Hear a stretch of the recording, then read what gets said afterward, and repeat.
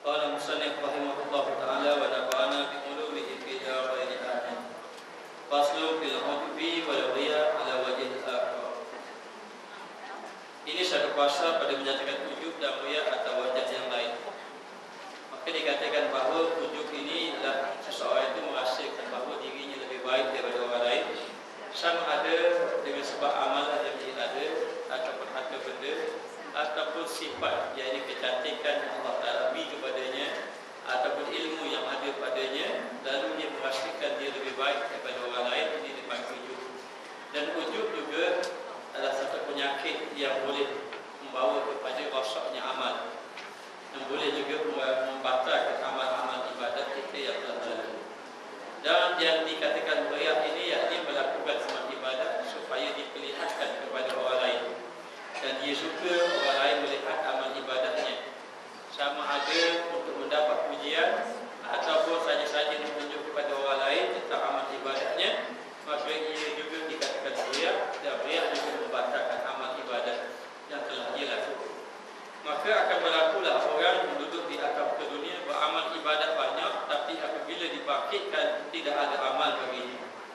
Dan ada orang yang amal ibadahnya tidak banyak, tapi bila dibangkitkan Allah Ta'ala memberi amal ibadat yang pahala yang banyak kepadanya. Maka dikatakan bahawa iaitu umpama satu raja yang azim, satu raja yang besar, apabila diizinkan dengan masuk hadaya kepadanya, masuk dengan membawa hadiah-hadiah kepadanya. Jadi biasanya yang masuk pada raja bukan orang biasa, orang-orang yang tertentu yang boleh masuk kepada raja, yang berjumpa dengan raja. Dan kadang-kadang orang dahulu dia datang jumpa raja, tak datang saja-saja, dia datang membawa hadiah. Nah, hadiah yang diberi kepada raja bukan hadiah yang murah-murah, biasanya hadiah yang molek-molek nak beri kepada raja. Lalu dikatakan umpama apabila diizinkan masuk bawa hadiah-hadiah kepada raja yang besar, maka masuklah pada hadapnya, pada sisinya, hadapnya sisinya, sisi raja tadi, segala raja-raja. Tadi raja tu, ini segala raja-raja. Waktu tu aku sultan, ini raja raja muda. Maknanya raja-raja yang ini termasuk juga pangeran ataupun anak-anak raja, ataupun raja-raja muda masuk jumpa dia, dan orang-orang besar. Nah, orang-orang yang besar, yakni yang pangkat dalam zaman kita ni, yang datuk-datuk contohnya, Tan Sri dan sebagainya, datang jumpanya. Segala raja-raja dan orang-orang yang besar dan orang-orang kaya, orang kaya-kaya, orang yang ada harta banyak, maknanya orang kaya datang jumpa raja. Dan orang kepala-kepala, orang kepala-kepala ni ketua-ketua lah. Ketua-ketua, pemimpin masuk datang jumpa raja. Dan orang yang berakal, ahli-ahli fikir, boleh jadi juga ulama-ulama, ataupun dikatakan cendekiawan, ataupun ilmuwan-ilmuwan, orang yang ada ilmu, dan cerdik, orang yang cerdik pandai, dengan bagai hadiah, dengan berbagai-bagai hadiah bagi pada raja. Zaman dulu orang jumpa raja bawa hadiah, dan bagi kepada raja tadi hadiah-hadiah. Daripada bagi jawahir permata, jawahir ini permata lah, dengan berbagai-bagai permata yang nafisah, yang berharga, pada permata-permata yang jamilah, yang cantik, yang indah-indah, yang banyak harganya, maksud banyak harga, yang tinggi nilai dia. Aku berilah kepada raja tadi, sama ada nak beri belian ke, nak beri emas ke, bagi pada raja tadi. Termasuk dengan permata-permata yang cantik, dan pertaruhan yang baik-baik. Maknanya diberi sesuatu yang baik-baik. Jadi dikata pertaruhan, sama ada raja itu suka ke dia, ataupun raja itu suka hadiah dia, ataupun hadiah orang lain yang lebih raja suka, maka dia beri yang baik-baik. Dan harta yang banyak-banyak, atau dia mau dia beri dengan nilai harta yang banyak bagi kepada raja. Patutnya raja lah beri pada orang. Tapi zaman dulu jumpa raja, bagi pada raja macam-macam hadiah bagi pada raja. Maka jika datang orang jual sayur dengan sedikit sayurnya, lalu datang orang jual sayur, dengan sedikit sayurnya, ataupun orang dusun ni orang kampung, ataupun orang daerah pedalaman. Biasanya orang dusun ni orang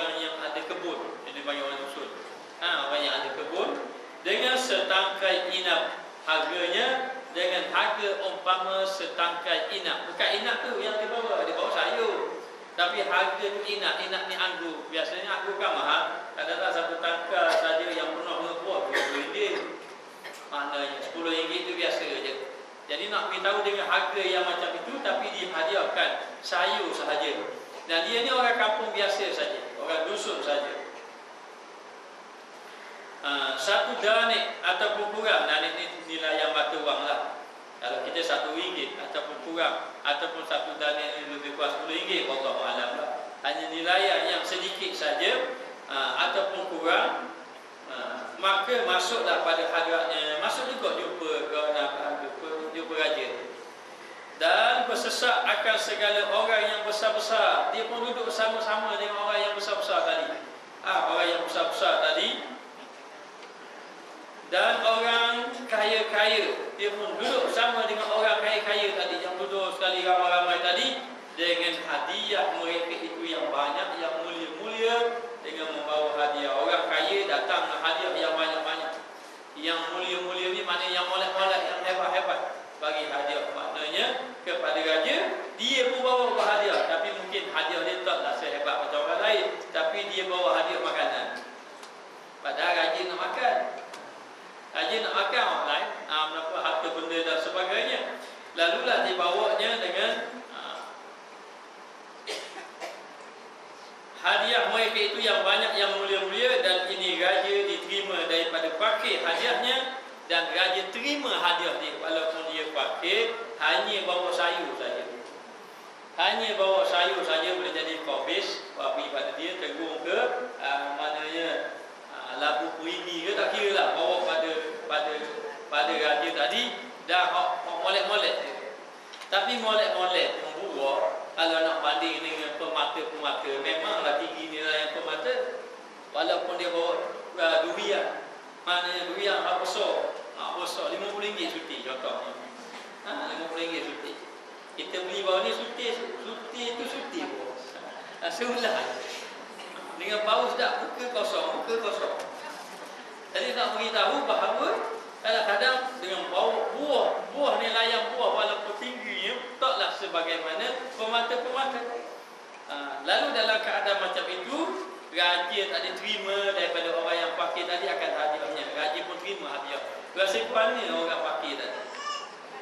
Rasa bangga, rasa suka. Betapa gembiranya bila raja terima tadi. Suka. Maka ditilik kepadanya dengan tilik kabul. Maka raja tadi tengok, tilik tu tengok dengan pandangan menerima dia. Ada juga ambil tapi muka masak saja, tak dengan muka senyum gembira. Maka dia pun merasa gembira sebab raja terima dia. Dan rasa tilik kabul dan rasa tu rasa gembira, kabul tu terima dan dibalas baginya dengan bagai yang indah-indah persalinan. Lalulah diberi kepada orang tadi yang beri sayur pada raja tadi. Raja tadi suruh pakai pakaian yang cantik-cantik, yang indah-indah. Pakai pakaian diraja, bagi pakaian yang indah-indah, dengan sebab dia bagi sayur tadi. Tak tahu sayur ni tak kau sini. Boleh jadi kobil, boleh jadi labu perigi biasanya. Maknanya ataupun teruk, tak kira lah dia bagi. Maka dan karamah ni kemuliaan, dia beri kemuliaan. Siap ada orang ingin dia pun. Orang ingin dia, orang jaga dia, duduk sekali dia. Allah Ta'ala beri, kerana raja tak diberi tadi. Adakah ada daripada yang demikian itu sangka kurnianya dan kemurahannya? Adakah dia sangka ini ataupun dia memikirkan ini adalah kemurahan raja tadi? Raja tadi beri kepada kurniaan raja tadi. Maka jika mengambil ini fakir duduk membangkit dengan yang demikian itu atas raja, kalaulah dikata dia bangkit-bangkit, raja terima barangku dan sebagainya. Sebenarnya bukan kerana barang tu, hanya raja tu reda pada, kalau raja nak beri sayur lebih pada tu raja beri. Hanya raja tu terima reda kerana sifat raja tadi, nak terima barang dia tadi. Maka kalaulah orang itu membangkit-bangkitkan atas raja, dan takjub ia dengan bawakan yang sedikit yang hina dan membesarkan hadiahnya. Jadi dia pun kata Allah, raja pun terima barang saya, kopek saja, umpama kopek saja. maka dia pun membangga-banggakan dengan hadiah yang raja terima tadi. Raja terima tadi, lalu dia mengungkit-ungkit, mencerita-cerita. Lalu dia ini membesarkan hadiah dia. Konon-konon hadiah dia lah yang paling besar. Sampai raja tak pandang hadiah lain. Bukan tak pandang saja raja tadi rada. Bukan raja tadi tak mampu nak beli kobel, mampu. Tapi dia merasakan kalau tak ada lah benda pun ni, susahlah raja main makan. Mana kobel ni? Raja nak makan mana sayur dia. Jadi dia melihat kepada apa yang ada pada dirinya. Dia tidak melihat kepada keradaan raja tadi, kemuahan raja tadi. Ini gambaran. Maka kita ni buat amal ibadat sebenarnya tak padat. Hatta kalau kita buat amal ibadat banyak-banyak pun tak padat. Tapi Allah Ta'ala terima amal ibadat kita bukan kerana kita yang tu, kerana Allah Ta'ala yang maha baik. Kita buat amal ibadat tu bercampur dengan keaiban. Tak aib apa makna masuk aib ni, mana kecacatan. Kita sembahyang, mana ada orang hari ini rasa-rasa tak ada lah. Kalau ada tolong kat tangan. Kenapa? Dia sembahyang, dia tak ada ingat lain kecuali Allah. Saya nak tunggu 2 saat, 3 saat. Tak ada lah. Tidak jumpa dah hari ini. Itu yang maksud saya, keaiban kecelaan. Keaiban kecelaan. Maka Allah Ta'ala terima amal ibadat kita. Kalau Allah Ta'ala terima amal ibadat kita ni, bukan kerana apa yang ada pada kita, tetapi apa yang ada pada zat Allah, yakni sifat murah Allah, kasih sayang Allah Ta'ala pada hamba-Nya. Aib tu memang aib lah dalam sembahyang tadi. Ada banyak kecacatan, ada yang tidak elok, tapi Allah Ta'ala redha kepada hamba tadi, Allah Ta'ala terima. Allah Ta'ala terima. Maka orang yang buat amal ibadat walaupun 70 tahun, kadang-kadang boleh hilang amal ibadatnya dengan dia membangkit-bangkitkan dengan Allah, ataupun dia ujub dengan amal ibadatnya. Maka ada orang yang membaca Al-Quran, maka bila dibangkitkan, Allah Ta'ala kata membaca Quran hari sekian-sekian, waktu sekian-sekian baca Quran, tapi tak ada pahala. Lalu dia tanya kepada malaikat, mana pahala saya? Memang saya baca, confirm saya baca Quran pasal pagi tadi. Contoh je. Orang lain saya tu tidur semua. Jadi nak beritahu, lalulah dia kata confirm. Allah Ta'ala kata tidak ada pahala bagi. Sebab apa tidak ada pahala? Kerana ketika kamu membaca Al-Quran, lalu orang telefon. Kalau tak malam ni orang telefon lah. Orang pun telefon. Kita pun jawab telefon, kita pun jawab, tapi kita buka saja. Kita pun baca Quran. Lama-lama dia tutup sendiri. Baru dia tahu aku baca Quran. Orang pun dengar Quran, dengar. Oh, duk ngaji, masya-Allah. Dia tak khabar orang, tapi dia memperdengarkan saja. Maknanya, dan kebetulan masa dibuka telefon tadi, dia pun melagu-lagukan, padahal tak lagu-lagu pun. Maknanya tak ada, biasa-biasa dia baca. Tapi bila dia ada datang keadaan macam itu, dia panggil ujub, akhirnya amal ibadat yang dilakukan ini akan tertolak. Sebab itu disuruh oleh ulama jangan terlalu berbangga dengan amal ibadat yang banyak. Bahkan setengah-setengah ulama dia takut ataupun dia malu dengan ibadat yang dia lakukan. Dia takut dan dia bimbang, takut Allah Ta'ala tidak terima, kerana dia merasakan bahawa amal ibadat dia ini amatlah kecil sahaja. Yang besar adalah sifat rahmat Allah Subhanahu Wa Ta'ala. Baik, lalu dikatakan dan lupa ia daripada menyebutkan nikmat raja. Dia lupa menyebutkan nikmat raja ataupun mengingatkan nikmat raja tadi. Raja dah bagi pakaian yang indah-indah, makanan kemuliaan dengan profes suti saja. Lalu dia lupa dah pemberian raja, dia membesarkan apa yang dia ada sahaja tadi, yang dia beri tadi. Tiadakah dikatakan bahawa ini orang gila? Tidakkah ini orang gila? Hanya dikatakan bahawa membangkitkan tentang amal-amal ibadatnya. Sebab itu kita jangan bangkit, minta maaf banyak, jangan kita bangkit. Saya sudah doa dah dengan Allah Ta'ala, apa Allah Ta'ala tak bagi, jangan kata macam itu. Dikira membangkitkan amal. Yang berdoa itu amal. Tak kira lah kita sudah sembahyang banyak ke apa-apa, jangan. Kadang-kadang ada orang jumpa, dia kata kita apa lagi Allah nak, dia kata gitu. Saya masih ingat lagi, dia kata apa lagi Allah nak? Sembahyang sunat saya sudah sembahyang, baca Quran saya sudah baca Quran. Tapi Allah Ta'ala timpa lagi ujian pada saya. Ujian itu tanda Allah Ta'ala kasih pada dia. Orang dahulu kalau 40 hari tak kena musibah, dia bertaubat pada Allah. Dia kata mungkin ada kesalahan dia yang berlaku menyebabkan Allah Ta'ala berpaling daripada dia. Maka bila timpa musibah, mendekatkan dia dengan Allah Ta'ala. Tapi kita bila ditimpa musibah, jadi kau jauh dengan Allah. Sebab apa jauh? Sebab kita merungut, sebab kita tidak sabar, sebab kita tidak boleh terima apa yang Allah Ta'ala timpakan kepada kita. Jadi ingat, nikmat Allah Ta'ala itu begitu banyak Allah Ta'ala beri kepada kita. Dan amal ibadat yang kita lakukan ini penuh dengan cacat celanya, maka jangan berbangga dengan amal ibadat. Sebab kadang-kadang kita berbangga sedikit saja amal ibadat yang kita buat itu. Puasa sunat 6 hari contohnya, baca Quran, sembahyang sunat, hatta kita boleh sembahyang sunat banyak-banyak pun. Maka jangan memandang kepada ibadat yang kita buat, tetapi memandang bahawa Allah Ta'ala lah yang memberi pertolongan kepada kita untuk melakukan amal ibadat. Kalau kita pandang saja kepada amal ibadat, dia mari satu perasaan, oh banyak dah amal ibadatku, boleh terbatal amal ibadat ataupun boleh terbatal pahala kita, ataupun boleh memakan pahala-pahala kita. Maka Imam Al-Ghazali menyuruh kepada kita memandang orang lain lebih baik daripada kita. Dan kalau orang lain memandang maksiat, kalau orang lain buat maksiat, kena bersyukur.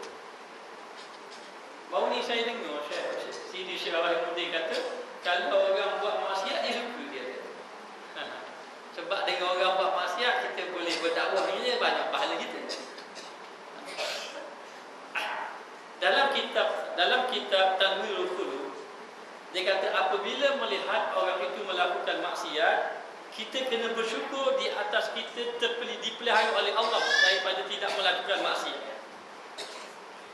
Bukan kata suka pada maksiat, kita kena suka, gembira kerana Allah Ta'ala tidak menggolongkan kita seumpama golongan itu. Maka ada orang itu dia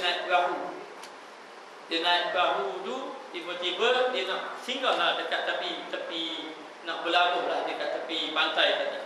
Kebetulan di tepi pantai itu ada orang buat pesta dengan nyanyian-nyanyian, dengan boleh jadi minum arak ada dan sebagainya. Lalu orang memanggil di atas perahu tadi, ada seorang yang disangkakan ataupun memang dikatakan dia ni orang soleh, lalu minta, tolong kamu doakan dia orang itu jadi binasa, kerana bimbang nanti kalau kita berlabuh, nanti kita turun, nanti habis kita binasa. Maka dia pun angkat tangan, ya Allah, ya Tuhanku, rahmatkanlah ahli maksiat saja. Bila dengar macam tu, orang tu terkejut. Habis dia berdoa, dia kata, wahai imam ke tak kira lah, wahai Tuhanku, tidakkah kami menyuruh kamu agar mendoakan supaya dibinasakan dia? Kenapa kau beri rahmat pada dia? Masuk beri rahmat itu bukan beri pertolongan kepada buat maksiat. Beri rahmat itu supaya mendapat petunjuk. Berilah petunjuk kepada dia agar dia ini mendapat kebaikan. Maka dengan ada orang maksiat, kita boleh doakan kepada dia. Tapi mati dia habis, tak ada nak doa ke dia. Maknanya, maka sebab itu dipilih doa macam itu untuk orang tadi mendapat rahmat daripada Allah Subhanahu Wa Taala. Sebab itu disuruh kita jangan memandang orang lain itu maknanya dengan kita lebih baik daripada orang lain. Maka pandang orang lain lebih baik. Dan kalau orang lain itu maksiat, orang itu lain maksiat itu, kita pandang maksiat itu memanglah buruk, memang tidak elok. Tetapi kita kena bersyukur kepada maksiat, bukan maksiat itu. Kita kena bersyukur bahawa kita terpelihara daripada maksiat. Maka pandanglah orang lain itu lebih mulia daripada kita. Dan jangan memandang kepada amal ibadat kita, bahkan memandang kepada rahmat yang Allah Ta'ala berikan kepada kita. Maka berbalik-balik akal. Berbalik-balik akal ini orang yang tidak bijak lah maknanya. Dan orang yang banyak lagi jahat, orang yang banyak melakukan kesalahan, kejahatan, jahat adab, maknanya dia panggil orang yang buruk akhlaknya dengan Allah Ta'ala. Bila mana dia pandang, dia sudah rasa baik. Bila kita rasa baik, sahabat Nabi dia menyangka dia itu masuk syurga, Nabi baca ayat. Maknanya Nabi baca ayat, adakah kamu sangka bahawa kamu ini ahli syurga? Walamma ya'tikum masalul ladzina khalu min qablikum. Apa hasibtum an tadkhulul jannah? Apakah kamu menyangka bahawa kamu ini masuk dalam syurga? Ayat ini diturunkan kepada para sahabat dan termasuk kita umat Nabi Muhammad. Bila sahabat Nabi kita sudah bersama dengan Nabi, dia berfikir kita sudah bersama dengan Nabi berjihad, kita beribadat bersama dengan Nabi, kita sembahyang, imam itu Rasulullah, kita belajar ilmu, tok guru itu Rasulullah. Lalu sahabat-sahabat berbangga dengan amal ibadatnya. Turun ayat, apa hasibtum an tadkhulul jannah. Maknanya Nabi baca ayat, adakah kamu menyangka bahawa kamu semua masuk syurga? Kalau sahabat Nabi Allah Ta'ala kata macam tu, kita kau gelak gambur. Maknanya Nabi kata, Allah Ta'ala kata, apa hasibtum an tadkhulul jannah walamma ya'tikum masalul ladzina khalu min qablikum. Orang-orang dahulu teruk lagi pada kamu. Diuji oleh Allah Ta'ala dengan berbagai-bagai ujian. Maka disuruh kepada kita jangan memandang kepada amal ibadat kita sehingga kita merasakan bahawa kita sudah baik depan Allah.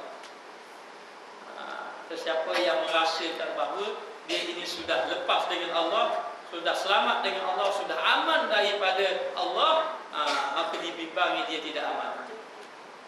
Sesiapa yang merasakan bahawa dia ni rasa tidak aman daripada Allah, takut dia tidak aman daripada azab, maka Allah Ta'ala lepaskan dia daripada azab. Kerana Allah Ta'ala mengatakan dalam hadis kursi, sesungguhnya aku bersama orang yang hatinya luluh kepada aku. Hantu luluh kepada Allah Ta'ala kerana takut pada Allah.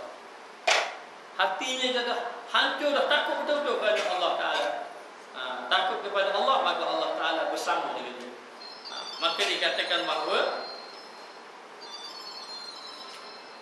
maka sekarang bahawasanya engkau apabila berdiri satu malam, bila kamu berdiri satu malam je, kan tiap-tiap malam, berdiri satu malam dan engkau sembahyang 2 rakaat, maka apabila selesai, maka engkau fikirkan beberapa orang yang berjaga berdiri sembahyang bagi Allah.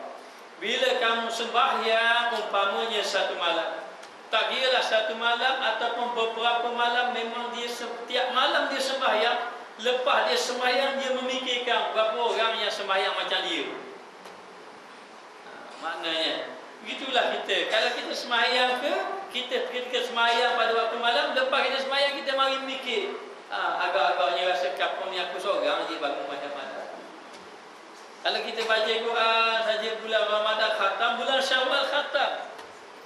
Bulan Ramadan itu 2 kali khatam. Bulan Syawal tu apa khatam? Tengok hari ni tu 21 juzuk. 21 Syawal dah hari ni. Insya-Allah lah satu bulan Syawal ni satu khatam. Habis khatam bulan Syawal, kita pun tengok orang lain bulan Ramadan dia rajin, agak kita je bulan Syawal. Bila mana dia memandang amal ibadat tadi. Ketika tadi dia buat amal ibadat, lalu dia fikir, dia pun fikir keadaan macam itu. Ini dikatakan ujub. Memikirkan bahawa maka engkau fikirkan beberapa orang yang berjaga berdiri sembahyang bagi Allah Subhanahu Wa Taala pada malam ini.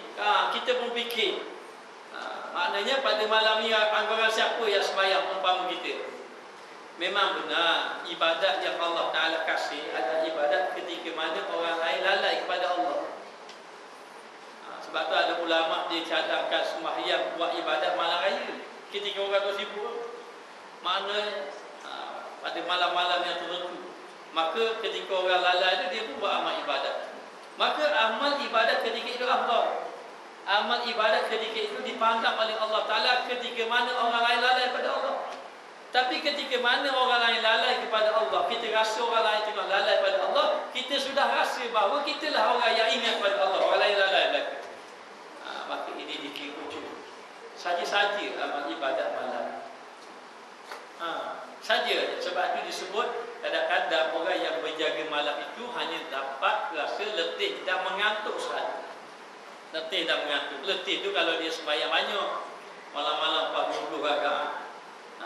Dan mengantuk mengantuk sebab dia berjaga malam. Ketika waktu itu pukul 2, pukul 3 itu waktu ketika itu waktu mengantuk mata. Lalulah dikatakan dia fikir berapa orang yang ada. Sebab tu jangan fikir orang lain, fikir kita. mengenai amal ibadat kita ini daripada khadamnya, di dalam isi bumi, di darat dan di lautan.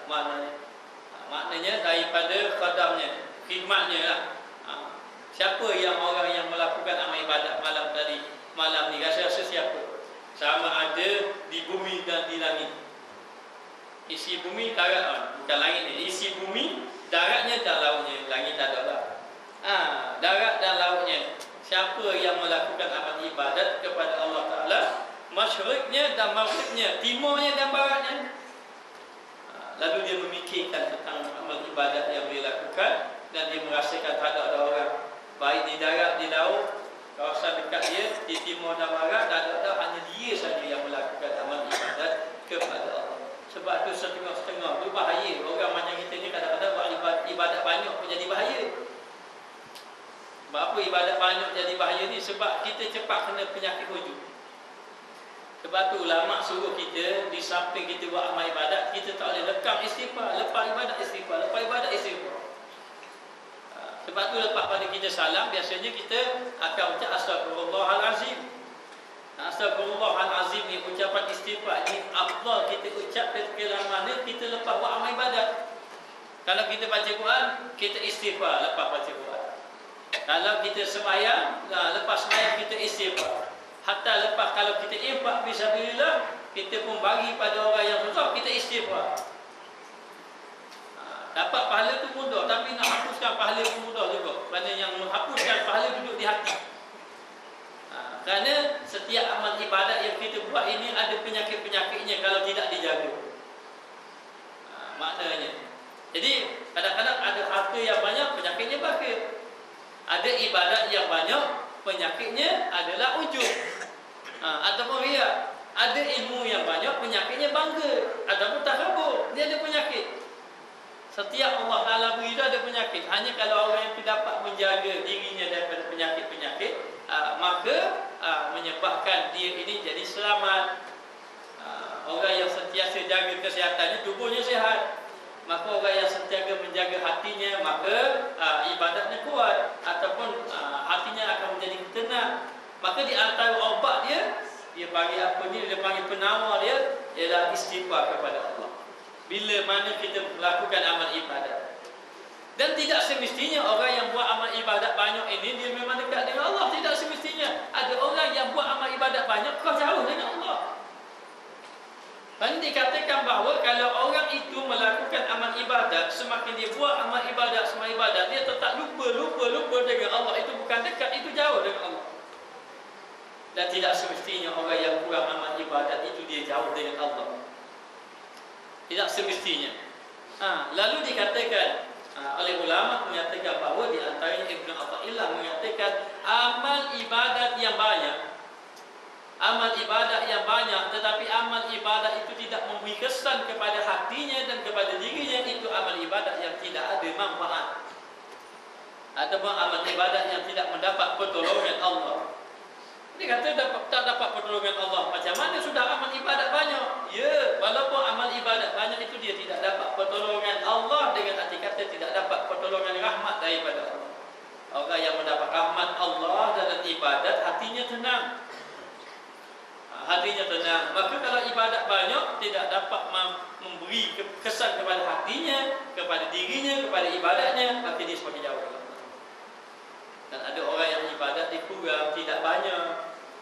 Tetapi ibadat yang tidak banyak itu menyebabkan hati dia ini bersih, hatinya tenang dengan Allah, hatinya ingat kepada Allah. Ini orang yang mendapat pertolongan Allah.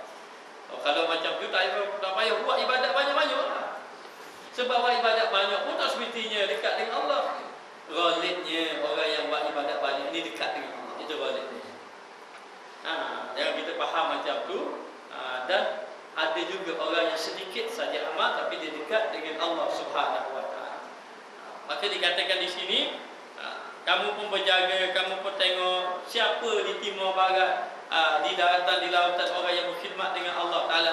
Maknanya dia pun duk fikir, dan bukitnya, orang yang berada di bukit, orang yang berada di bukitnya dan di negerinya, ataupun orang yang di negerinya, siapa dia fikir negerinya, rasa-rasa dalam Terengganu aku seorang je.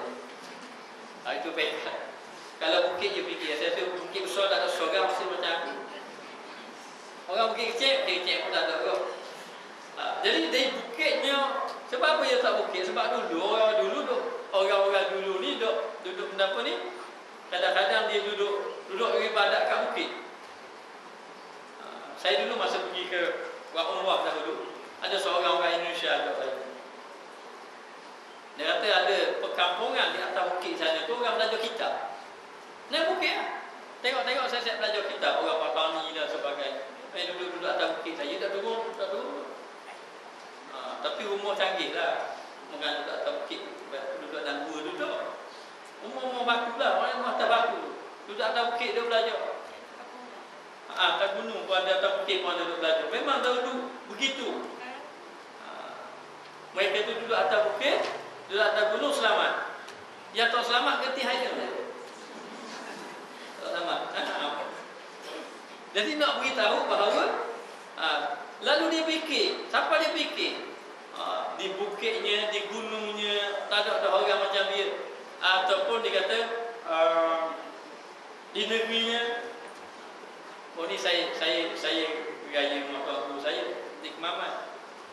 Guru saya cerita satu cerita. Cerita dia kata ada seorang yang apa ni? Orang ahli sufi lah. Ahli tasawuf. Dia ni melihat masyarakat ni sudah rosak. Masyarakat rosak. Ahli sufi ni melihat masyarakat sudah rosak. Zaman kita rosak tak? Zaman kita masyarakat rosak, ahli sufi rosak. Maknanya. Lalulah rosak dia pun tambahlah duduk dengan orang. Mana tambah? Jadi kalau dia tambah ni dia hanya. Lalulah dia pun pergi atas bukit. Bila atas bukit, ni orang sufi, orang soleh. Lalu orang duk cari dia. Bila duk cari dia, orang pun naik atas bukit. Naik bukit belajar.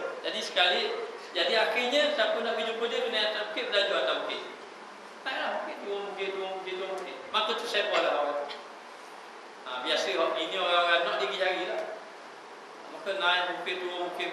Jadi kau ramai orang belajar ke dia. Bila ramai belajar, daripada orang lelaki saja campur perempuan pun ada. Lelaki perempuan. Ramai. Habis pada tu satu hari Tok Guru ni kata kita salam lelaki ke dia. Lelaki perempuan pun salam lelaki. Salam. Habis. Bila salam tu habis, muslimat suruh balik lah. Suruh tu nak cakap dengan muslim tadi. Kata, mu tengok aku buat tu, nak pesan kamu, aku seorang je, mu jangan. Dia kata tuanku ni aku seorang je, mu jangan buat. Jadi anak murid dari mana, artis tak ada guru lah gitu. Maknanya, maka anak murid yang lain patuh kan. Ramai-ramai tu ada seorang yang tak puas hati sungguh.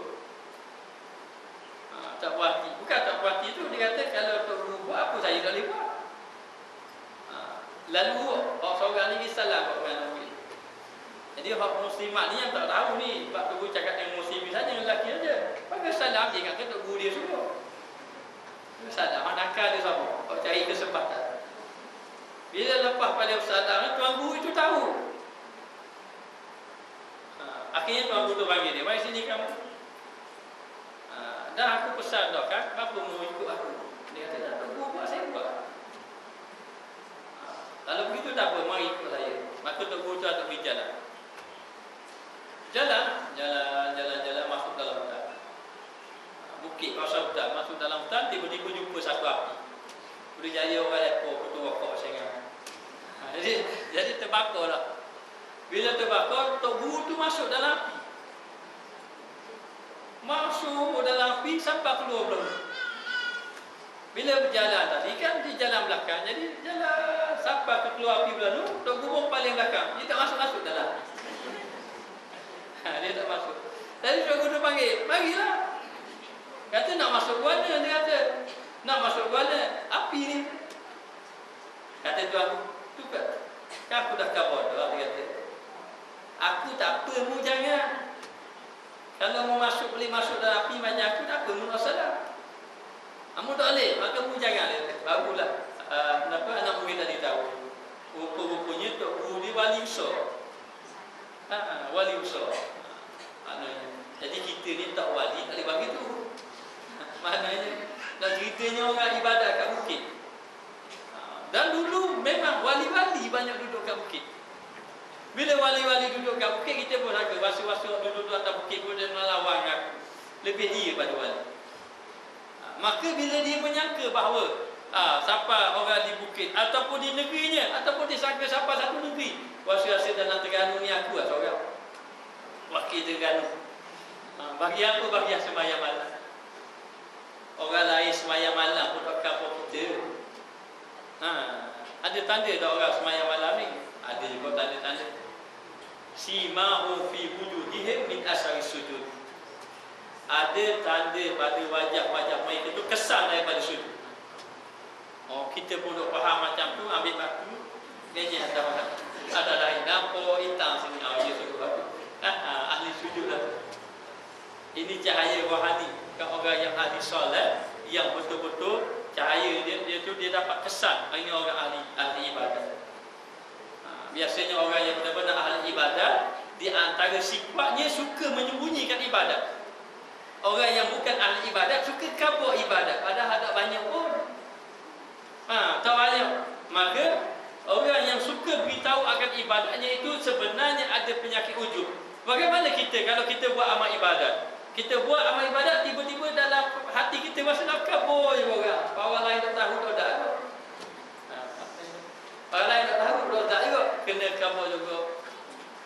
Kena kabur juga. Jadi bila kena kabur rasa lega bawah puas hati. Ada juga orang tahu. Itu penyakit ujub. Orang-orang dahulu dia takut, dia akan menyembunyikan. Sehingga kan siapa nama Uwais Al-Qarani, bila mana ada orang tengok sembahyang, dia kata kalau aku tahu orang melihat aku ibadat ini, aku tidak akan ibadat depan. Maknanya suka menyembunyikan amal ibadat. Maka dikatakan bahawa negerinya daripada berbagai orang mustaqimin, orang yang istiqamah, yakni orang yang tetap kelakuannya. Siapa dia fikir, maknanya siapakah yang lebih, maknanya sampai orang-orang yang sentiasa istiqamah pun rasa lebih dia lagi. Dan segala siddiqin, orang yang benar. Siddiqin ini adalah orang yang menghidupkan sunnah-sunnah Nabi. Dan ketua kepada siddiqin ialah Abu Bakar As-Siddiq. Dan dia ini orang yang benar percakapannya, perkataannya.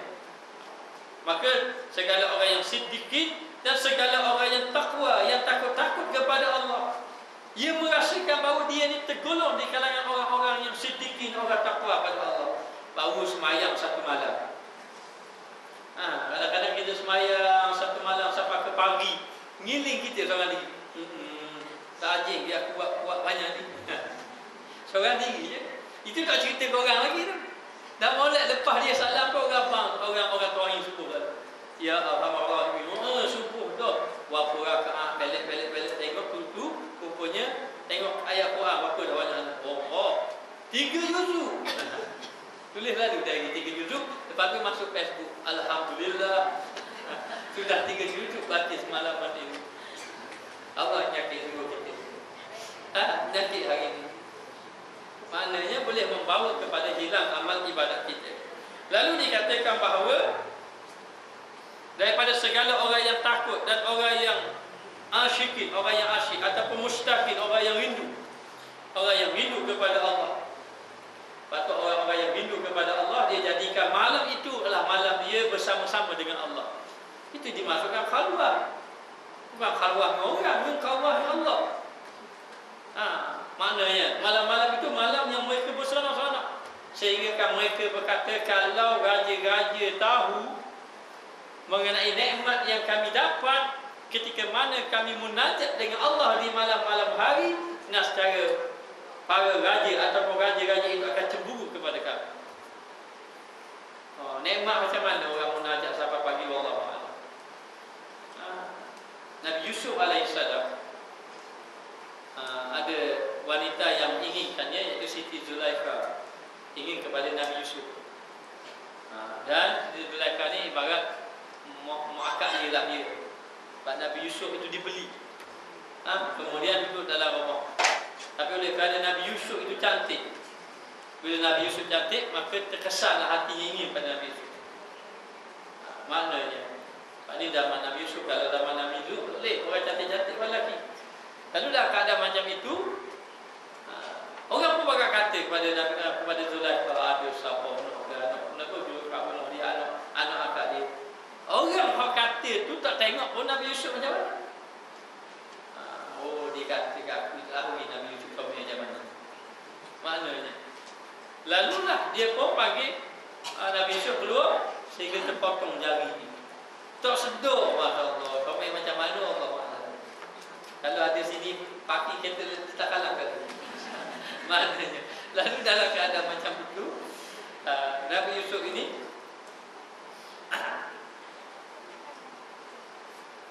nak kata benda tadi, dalam keadaan tu Siti Zulaikha inginkan kepada Nabi Yusuf. Lalulah satu ketika rekahkan cerita ni. Cerita ni panjang. Allah Ta'ala tukarkan Siti Zulaikha ini menjadi muda dan inginkan kepada Nabi Yusuf. Lalulah Allah Ta'ala kahwinkan kepada Nabi Yusuf. Bila kahwin dengan Nabi Yusuf, dulu dia nak sangat pada Nabi Yusuf, memang suka sangat pada Nabi Yusuf. Kalau boleh memang nak hidup bersama. Akhirnya sampai satu peringkat Siti Zulaikha tinggalkan Nabi Yusuf, duk ibadat sampai ke pagi. Ibadat sampai ke pagi. Nabi Yusuf pun nak heran, dulu nak sungguh. Maknanya sekarang ni nampak telah tak cara ke dia, malam-malam buat ibadat. Dia kata dulu mu memang kekasihku, tapi hari ini bila aku berkahwin denganmu melalui Nabi Yusuf juga, dia dapat cinta kepada Allah. Maka Allah hari ini Allah Ta'ala kekasihku. Bagaimana kalau orang sudah ada bersama dengan kekasih, orang lain panggil memang tak mungkin dah. Tempat ini kekasih ni. Kata Nabi Yusuf, aku panggil ini, kamu datang kepada aku pun dengan perintah kekasihmu Allah Ta'ala. Kalau mu sebut nama Allah Ta'ala, kekasihku akan berturut. Kalau tidak, tidaklah. Nak beritahu, ini orang yang kalau sudah rindu dengan Allah, Masya Allah, rindu dengan Allah Ta'ala beribadat, tak sedar sampai ke pagi. Mana tak sedar sampai ke pagi, tak letih ke? Tak mengantuk ke? Itu tanya orang joget pagi, tak letih, tak mengantuk. Maknanya kita boleh tanya, tak letih, tak mengantuk. Maka nak beritahu, sebab sudah asyik dengan Allah Ta'ala, maka mereka itu rindu dengan Allah, melakukan amal ibadat. Orang yang buat amal ibadat 2 rakaat, dia sangka dia ni golongan tu juga. Golongan dia ni dah rindu dengan Allah, nikmatnya baru semalam maya. Dia dah rasa macam tu. Lalu dikatakan bahawa dan orang yang bersungguh-sungguh dan orang yang tadarruk, orang yang tunduk kepada Allah dan beberapa hadir pada saat ini pada pintu Allah Subhanahu Wa Taala. Biasanya pada saat ini, saat bila hadir pada Allah ini, jadi pada saat di pertengahan malam ataupun akhir malam, waktu yang paling afdal kita beribadat. Salah seorang daripada syekh yang datang sini, dia beritahu, dia kata, Ustaz kena jadikan malam itu malam ibadat. Saya pun taat, jadi malam tidur. Kalau dia kata payah nak baru. Mana? Dia malam ibadat. Besok itu malam, siang itu rehat. Orang awam dia kata siang itu berehat, bekerja. Malam itu berehat. Dia kata orang-orang yang salihin, orang-orang salih itu, dia kata malam itu beribadat, berkhidmat dengan Allah. Siang itu berehat. Siang itu berehat. Dia terbalik. Oh, setahu saya yang malam itu berkhidmat itu mamak lebih. Itu malam, mana lewat-lewat malam barulah balik. Tapi begitu memang orang soleh, mereka bersungguh-sungguh pada malam dengan melakukan amal ibadat kepada Allah. Dan dia ni orang yang berjaga malam. Kalau siapa yang berjaga malam, boleh jadi antara kita yang bangun pada waktu malam, dia dikira orang yang berada di hadapan pintu Allah. Bila Allah Ta'ala buka pintu, dia tarik kita, Masya Allah, duduk dalam keadaan nikmat beribadat dengan Allah. Kata Sayyidina Ali, sebenarnya nikmat, kebahagiaan, ketenangan itu duduk dalam ibadat. Kalau orang betul-betul dapat nikmat betul dalam ibadat, Masya Allah, dia merasakan nikmat ibadat itu tidak dapat lagi dibandingkan. Maka katanya ulama, katanya kamu ketuklah pintu Allah Ta'ala sama-sama. Lama-lama Allah Ta'ala tarik kamu masuk dalam rumah dia. Masuk rumah Allah Ta'ala ini, yakni dalam pintu rumah rahmat Allah. Maka duduklah kamu setiap malam. Setiap malam duduk dengan Allah. Maknanya setiap malam itu dikira orang yang duduk di hadapan, duduk atas sejadah malam-malam hari pukul 1 ke 2, itu dikira orang yang duduk di pintu Allah. Kalau gaya Allah Ta'ala panggil masuk dalam maknanya. Maka daripada ibadat yang jernih-jernih, dan daripada khidmat yang ikhlas, yang benar-benar ikhlas. Orang yang ikhlas ini, di antara sifat dia, dia tak suka orang tahu amal ibadat dia. Bahkan dia rasa malu dengan amal ibadat dia. Kerana kalau kita punya barang itu tidak elok, maknanya kalau ada buah tak elok, takkan nak cerita ke orang. Nak cerita tak ke orang, buah ni memang kita akan menyembunyikan sesuatu yang tidak elok. Maka dikatakan bahawa dia merasakan malu dengan amal ibadat yang dia buat tadi. Di antara orang yang ikhlas, dan bagi mereka orang yang ikhlas ini, pujian dan kejian itu sama. Puji ke tak puji sama saja. Puji ke tidak puji sama saja. Maka sahabat kata pada Rasulullah, ya Rasulullah, pagi-pagi ini aku dalam keadaan benar-benar beriman dengan Allah. So maksud sahabat ni benar-benar beriman dengan Allah? Maksudnya dia memang duduk dengan Allah, sudah tidak terkesan lagi dengan makhluk. Lalu dia kata lagi, bagiku harta benda dengan pasir sama je. Harta benda dengan pasir sama je. Pujian dengan celaan sama saja. Maka Nabi kata pada sahabat ini, maknanya alhamdulillah, duduklah kamu dalam keadaan macam ini. Kamu benar-benar orang yang beriman kepada Allah Subhanahu Wa Taala. Kita memang tak sama, maknanya. Lalu dikatakan bahawa daripada diri orang yang khasyi'ah, orang yang khusyuk kepada Allah, dan lidah yang suci, lidah yang sentiasa berzikir kepada Allah, dan mata yang menangis di malam hari. Mata yang menangis. Maka mata yang diselamat daripada azab Allah Ta'ala ni lah, di antaranya mata yang berjaga malam. Jaga malam. Sebab apa berjaga malam? Berjaga malam kerana melakukan ibadat kepada Allah. Jaga malam melakukan amal ibadat kepada Allah, dan hati yang ramai.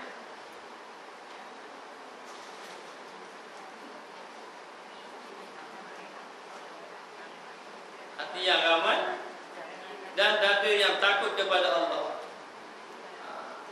Mungkin hati yang damai, bukan ramai. Dah. Boleh ajar sikit dulu. Saja damai. Hati yang damai. Dia tulis orang alim dia. Hati yang ramai. Tapi bacaan dia sebenarnya hati yang damai. Hati yang damai dan dada yang takut kepada Allah. Dan anggota yang bersih. Bukan berasa, alif tu buang. Anggota yang bersih daripada maksiat. Kalau kita masuk golongan macam ini, golongan orang yang sedikit, orang yang khasyi'in, orang yang menangis, hati yang khusyuk, adakah kita termasuk golongan? Adakah dengan ibadat yang kita buat banyak tu, boleh jadi 10 rakaat kita sembahyang tahajud pada malam itu, adakah kita termasuk dalam golongan? Sebab itu dikatakan bahawa kita tidak perlu merasa bangga. Adakah kita dapat merasakan bahawa kita golongan-golongan orang yang macam ini dengan amal ibadat kita yang sedikit ini? Dan adalah sembahyang kamu, jikalau ada kamu bersungguh-sungguh pada mengelokkan akan dia. Kalau sembahyang kita sungguh-sungguh kita elokkan dan menegahkan akan dia, mari kita tegakkan dengan sembahyang tadi dapat menegahkan kita, dan mengikhlaskan akan dia, dan sembahyang tadi kita dapat ikhlaskan sembahyang kita. Maka tiada hampir patut bagi mudarat gaji yang amat besar. Gaji itu tak ada apa-apa pun, tidak ada memberi apa-apa besar, dan tiada nyata pada yang demikian itu lambang demikian ibadat mereka itu yang dilentangkan kepadanya di sana. Baik, sebenarnya amal ibadat yang kita buat ini sebenarnya tidak ada apa-apa pun pada Allah. Sebenarnya merujuk kepada kita. Bukanlah kita berbangga macam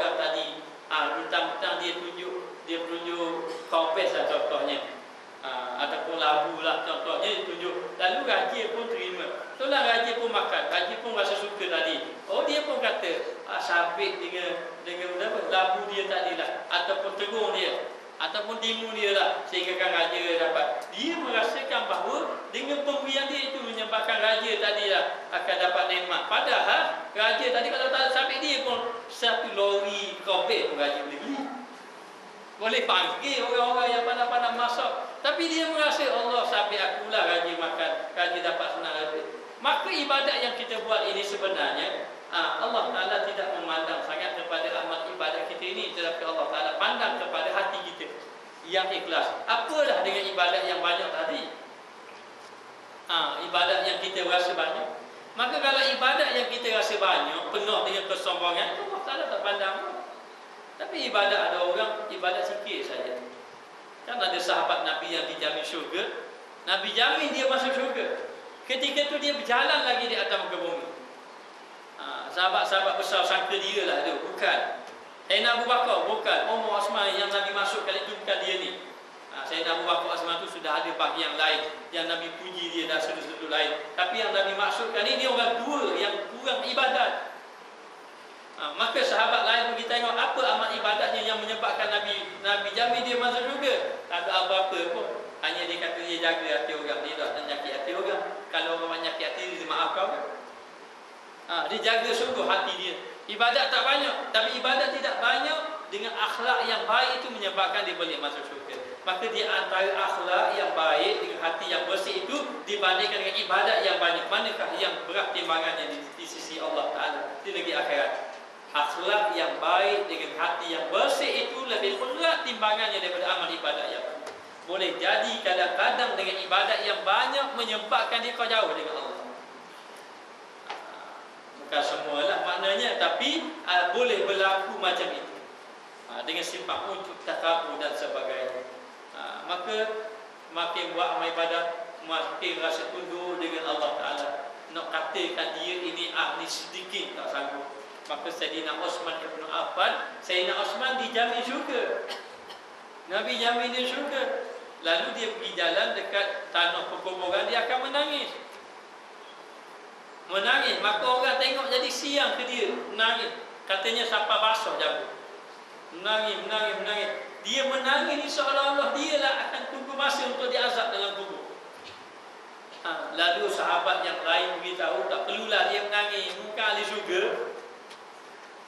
Maka marahlah Sayyidina Osman Ibn Affan, dan dia tidak mengatakan bahawa dia ini sebenarnya tidak layak masuk dalam syurga.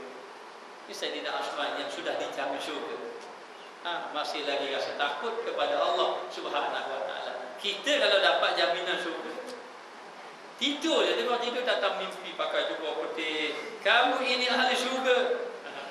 Baru ada sungguh orang datang jumpa saya, Ustaz, ada seorang Maulana jumpa saya pun bagilah tolong kepada Maulana tu, bagi duit untuk buat madrasah. Lepas pada itu Maulana pun angkat tangan berdoa. Lepas Maulana tu turun tangan berdoa, Maulana pun bisik pada saya, Koci ahli syurga. Dia kata begitu. Dia cerita pada saya nak jumpa Maulana, tolong doa adik saya. Tapi ada fikir lebih banyak lagi. Bagi itu dia kata, Koci tu bisik, saya tak ada apa-apa Ustaz, saya rasa gembira sangat-sangat dapat jaminan syurga. Maknanya tak tahulah apa maksud Maulana tadi, ataupun dia memang betul-betul Maulana ataupun tidak, wallahu a'lam. Tapi mungkin sebagai doa saja. Kita bersangka baik sebagai doa saja. Tapi dibimbangi, takut kadang-kadang kita ni sudah ada jaminan. Dulu saya belajar dahulu. Saya minat bahasa Arab nama. Jadi masa dalam apa ni? Masa dalam kelas boleh jawab sama. Satu hari saya nak jawab kuesion, Tok Guru kata, Mustafa, awak tak payah jawab lah. Akhirnya saya pun buat pandai, saya jawab kalau tak baru. Bila orang beri jaminan, kita dah rasa confident dah. Lepas tu saya jawab, kita pula buat sombong. Nak jawab kau, tak pun nak jawab. Jawab, salah saja. Kita ni nak beritahu kadang-kadang kalau kita dapat jaminan, bagaimana keadaan kita dapat jaminan. puasa tak ada apa-apa, dah puasa sudah lepas, boleh jadi ibadat kita sudah kuat. Tapi orang-orang yang Allah Ta'ala jamin mereka syurga itu, semakin dapat jaminan syurga, walaupun dapat jaminan syurga, mereka takut kepada Allah. Kenapa mereka takut kepada Allah? Tidakkah mereka melihat amal ibadat mereka ini banyak? Sebab mereka tak lihat amal ibadat lah. Sebab dia tidak melihat pada amal ibadat banyak, kerana melihat kepada amal yang banyak ini dah boleh membawa kepada ujub. Dan kalau macam tu nak lihat pada apa? Lihat kepada rahmat Allah, pertolongan Allah, yang mana Allah Ta'ala memberi pertolongan kepada kita sehingga kita mampu beramal ibadat. Kalau Allah Ta'ala tak beri pertolongan, tak boleh kita beramal ibadat. Maknanya tak boleh. Tapi Allah Ta'ala beri pertolongan, boleh bangun. Sembahyang malam sikit apa pun tak mengantuk mata. Tak mengantuk mata. Habis ke yang kejam mata tak boleh nak tidur. Kejam mata tak boleh tidur. Tengok pukul 3. Kejam lagi 3 suku. Maknanya Allah Ta'ala suruh aku memerintah juga. Apa sembahyang lah. Sembahyang sampai ke pagi. Kira tak tu. 20 rakaat. Tak sangka. Ya Allah Ta'ala beri pertolongan. Boleh jadi aku ni orang soleh. Siapa tak nak tidur pukul 3 pagi.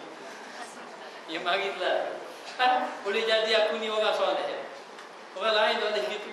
Maknanya saya tak tahu lah Ustaz, pukul 3 pagi memang tu hendak bagi saya tidur. Hendak bagi saya tidur. Maknanya bahaya. Kita tak sedar kadang-kadang kita ni kena penyakit. Dua orang ulama berjumpa. Cuba tengok kalau dua orang ulama berjumpa. Saya biasa dengar perbualan di antara ulama-ulama. Mereka kadang-kadang masing-masing cakap sikit-sikit saja. Masing-masing tidak mahu menunjukkan ilmu masing-masing. Maknanya hatta ulama mana ni masing-masing kalau tunjuk ilmu. Tapi kalau betul-betul ulama, diam saja, banyak diam saja. Cakap sikit, ada sikit, ada sikit-sikit. Tapi tak.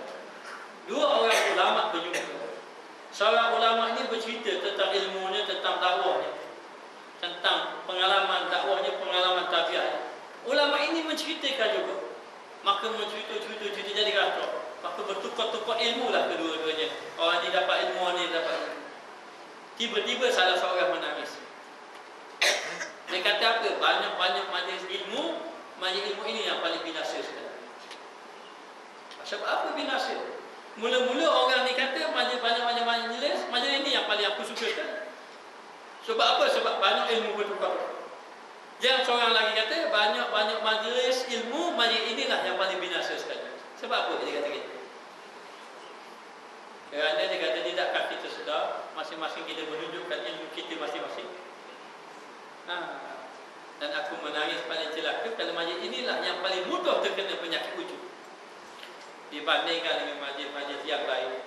Ini pandangan orang yang hati dia betul-betul bersih soleh di sisi Allah Subhanahu Wa Taala.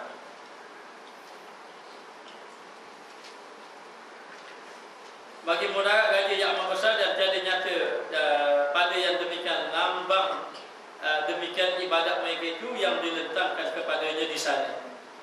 Akhirnya tak ada benda, tak ada lambang, tak ada tanda lah dia ni ahli ibadat. Dia buat dulu.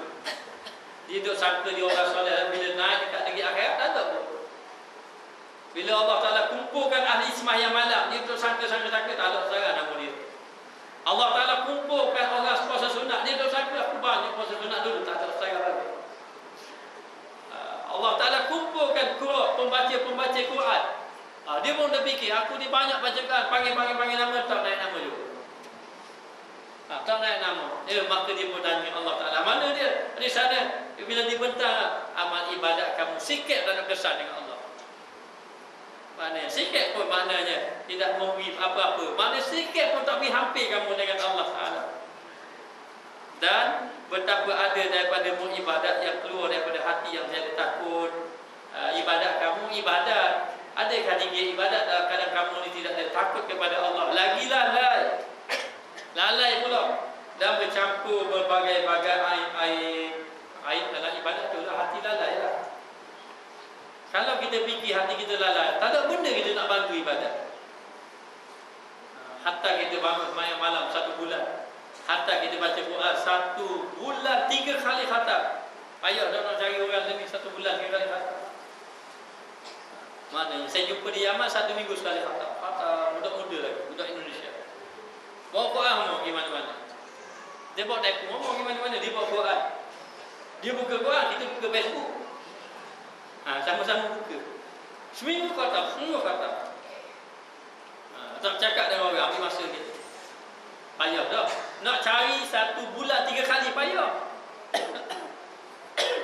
Nak cari 1 bulan 2 kali payah. 1 bulan 2 kali khatam. Sekarang ini nak cari sebulan sekali pun payah. Ni bulan Syawal 20 lebih dah. Berapa juzuk? Baru 2 juzuk. Bulan Ramadan sehari lah. Kecuali kau apa nak cakap dengan orang. Orang telefon marah sakit. Telefon ngomong nak baca Quran. Marah kata. Doakan. Sebab apa ganggu ni? Ganggu. Padahal lari. Ambo duduk rumah, duduk surau. Cari rumah ke tempat lain. Ambo duduk sini, duduk masjid. Tak jumpa orang, tak baca Quran. Bulan Ramadan. Bulan Syawal, 20 Syawal, 22 Syawal, 27. Bulan Ramadan nak masuk bulan akan datang tu. Bulan Syaban baru khatam pula. Sikit. Lalu dikatakan bahawa bercampur dengan air dan tubuh berlumur dengan berbagai lewat ini kotoran dosa. Tubuh berlumur dengan dosa. Pada anggota-anggota tubuh ini. Dan lidah yang berlumur dengan najis maksiat. Maksiat ni lah. Maksiat lidah lah. Banyaklah maksiat lidah kan. Dan sia-sia ataupun bercakap yang sia-sia. Dia cakap yang sia-sia ni pun dah kira maksiat dah sebenarnya. Maka betapa patut ini ditanggungkan kepada demikian itu hadrat ini, hadrat itu yang macam mana kita nak tanggung di hadrat Allah. Hadrat di sisi Allah Ta'ala ini macam mana kita nak bawa. Guana keadaan. Kalau kita mati hari ini esok, bagaimana keadaan ibadat kita tak ada benda. Tidak ada apa-apa. Mari fikir tuan ni, ibadat mana aku nak tunjuk ke Tuhan? Puasa tak ada ibadat yang istiqamah. Cuba duk fikir, ibadat mana yang istiqamah? Fikir tak ada ibadat istiqamah. Kuliah pukul 9, 9.30 turun. Maknanya tak ada ibadat pun. Dan betapa patut dihadiahkan kepada Rabbul Izzah Subhanahu wa Ta'ala. Dan bagaimana kita nak hadiahkan amal ibadat kita di hadapan Allah Subhanahu wa Ta'ala. Maknanya lalulah kalau kita fikir-fikir macam ni, lama-lama hilang ujub kita. Hilang, tak mari nak rasa bangga. Tak mari nak rasa bangga. Kadang-kadang benda-benda ni kita kena banding buat dengan orang terdahulu. Kita banding dengan orang sebelah umur. Tak mayang, saya baik aku mayang. Banding dengan orang sebelah umur. Tak mari ngaji, aku mari ngaji. Banding apa? Dia kalau benda ke akhirat, kita banding dengan orang yang tinggi-tinggi makam. Kita tinggi banding, Allah kalau boleh aku nak jadi macam Sayyidina Abu Bakar, orang yang ada hati. Kalau boleh aku nak jadi seperti Sayyidina Abu Hurairah, orang yang ada ilmu. Maknanya, kalau boleh aku nak jadi orang yang sembahyang sunat seperti Sayyidina Abdullah ibn Umar. Maknanya, waktu kita kena banding ikut tengok orang yang lebih tinggi daripada kita untuk kebaikan. Tapi kalau perkara dunia, kena tengok orang bawah dari kita. Maknanya, kita tak perhati dengan kereta kita ada, tak perhati. Mana pasal-pasal mikir kat orang lain ada mutu saja. Kita ada mutu. Maknanya fikir orang lain ada basikal saja. Kena hak bahagian dunia, tengok orang bawah, bagi tengok orang atas. Duk banding-banding dengan orang atas, maknanya seperti sahabat-sahabat golongan tabi'in, orang saleh. Nak lawan sahabat tak lawan tau. Imam Ahmad Ibn Hanbal 10 tahun sembahyang subuh dengan wudu sembahyang isyak. Dia tidur macam mana Allah Ta'ala. Ibadat yang banyak. Ilmu banyak, ibadat banyak. Imam Malik itu juga. Ilmu banyak, ibadat pun banyak. Tak tidur malam banyak, ibadat dan sebagainya. Maka kalau kita memikir dalam keadaan macam tu, moga-moga hilanglah penyakit ujub yang ada di dalam hati kita. Dan siapa yang selamat daripada penyakit ujub, insya-Allah, maka eloklah amal ibadatnya. Wallahu a'lam. Bismillahirrahmanirrahim. Rabbana